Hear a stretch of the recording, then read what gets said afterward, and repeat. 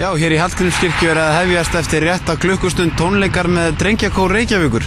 Gunnar Guðbjörnsson tenor sem á 2 syni í kórnum verður gestasöngvar í kvöld. Inga Lind fór og heimsótti feðgana.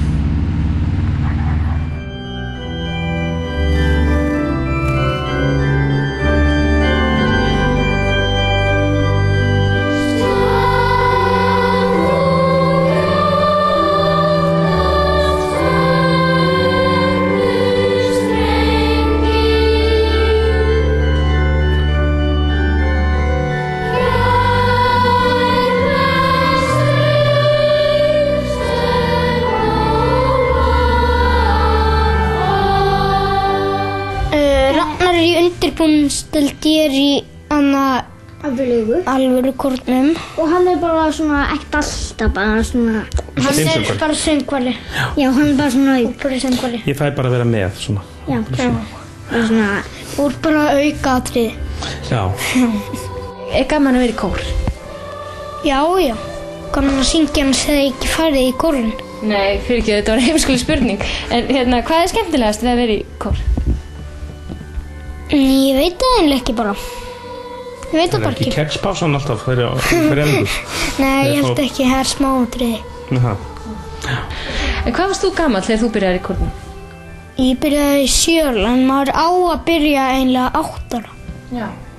Fyrst þú bara byrjaði fyrr? Já, því að ég komst svo vel inn í kórinn. Já. Ertu svona góður að syngja? Já. Já? Og hvaðan hefur það? Ég hef örugglega bara frá pabba mínum. Já, ætli það ekki bara. En hvað er þú gamall? Ég er 7, ég sagði það þér á.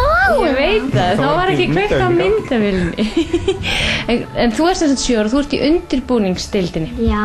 Hvað þýðir það? Að þegar ég búið með það, þá ef ég ætla að fara í ekta kórinn, þá ég að fara eitthvað í pröfu. Ef ég syng ekki svona vel, þá kemst ég ekki þar. Ef ég syng vel, þá kemst ég. Heldur þú komist ekki alveg? Já. Og getur maður alveg sungið þó að sé lengra tennur upp í manni? Já. Maður getur líka flautað og sérkennilega. Já, það er allt hægt. Það segir hann svona 100 sinnum að hætta. Ég er orðið að fá taugun út af þessu.